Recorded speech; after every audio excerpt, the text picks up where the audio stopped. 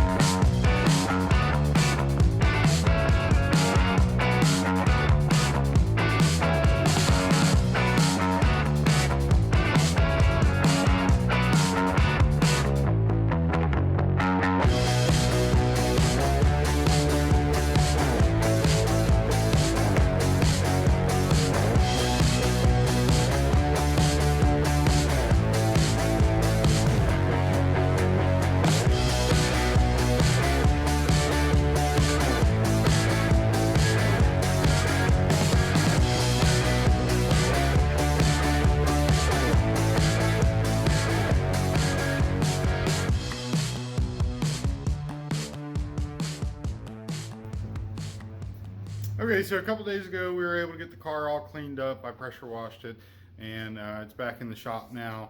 And I'm going to go ahead and get ready to get into some of the build. So I guess just to kind of give a quick overview of kind of what this car is, why we're doing it, and everything else. So it is a 67 Ford Falcon. We've got a 5.3 that we're going to put in it. I know that's going to probably hurt somebody's feelings, but to be quite honest, you know, I'm a GM guy pretty through and through. Jason's a GM guy pretty well through and through. I have this 5.3. I've had it for a while, and it's a really fun basic setup. So just a set of 799 heads on a stock bottom end with a cam. Then we might throw a little bit of nitrous at it at some point or whatever, but the whole intention is that this car is going to be fun, easy, budget friendly. I'm not going to say we're not going to ever spend any money on it, but we're definitely trying to keep it kind of down to a dull roar. So yeah, I'm going to go ahead and start getting into this. I'll show you where we're going to start. Seems like the very first thing we probably ought to do is deal with that little guy. So I don't even know what size that is. It's got to be one of the smallest ring and pinion setups I've ever seen. I know like the axle tubes might be 2.5 or 2 3/4 inch. That's, I mean, I don't know Ford small car rear ends, but that's got to be little. 6.5, 7 inch maybe, 7.5. So anyways, yeah, so we're gonna get rid of that, and to replace it, we've got, it's a 8.8 out of an Explorer. So I've got some, a little bit of fabric work to do. I've got some new spring perches on the way, and one of these sides is supposed to be trimmed down. Looks like it's got to be driver's side. So yeah, so I'm gonna Trim that down. I think it's like somewhere around 2 inches, inch and 3/4, something like that.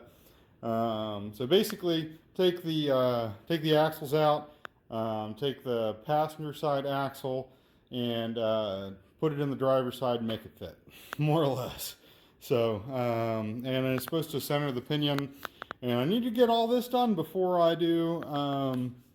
Before we can measure for wheels. So I want it to be pretty quick because I don't want this car to not be a roller for very long. So anyways, yep. So let's dive into this rear end and see what kind of mess we can make.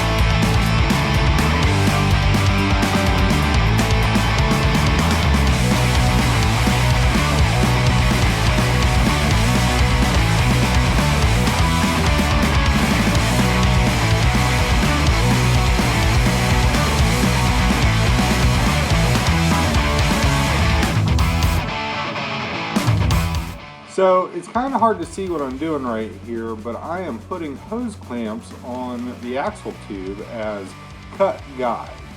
Basically, this is what I did to make sure that when my cuts were completely ground, that they were as true as they could be. So it's not completely foolproof, but it works pretty good.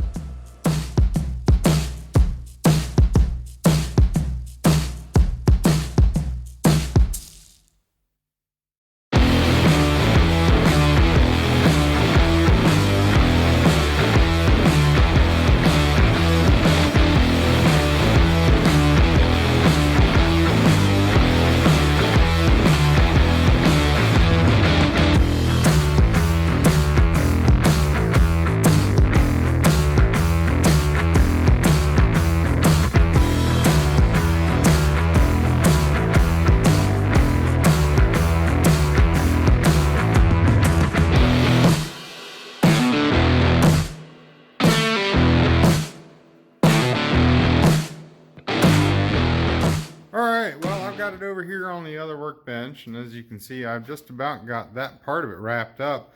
The welding that tube on was really not as hard as I thought it would be.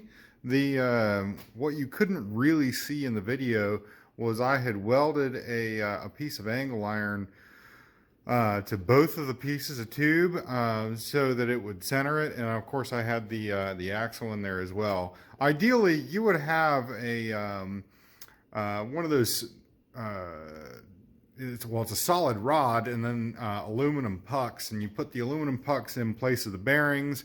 Not only I guess the wheel bearing or axle bearing, but also the center section bearing, and you take all of it all apart, and then you put the truing rod through, is what they call it, is a truing rod, and then weld it all up that way. But to be honest, this isn't going to be you know, a 7-second or 8-second car or anything like that.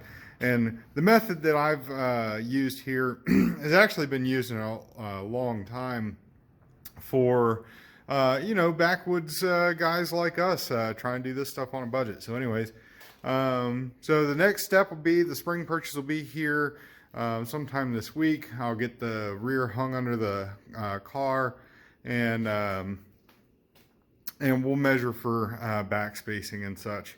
Yeah, so that'll wrap it up for what we've got on this installment. So the next video will have spring purchase and getting all the new goodies, all these new rear end suspension parts in, and we'll get that rear axle in there and measure up for some wheels. I was able to grab some tires from a guy locally, so I'm supposed to go grab those Tuesday night. So really excited about that. So anyways, thanks for stopping by, and I'll see you guys on the next episode.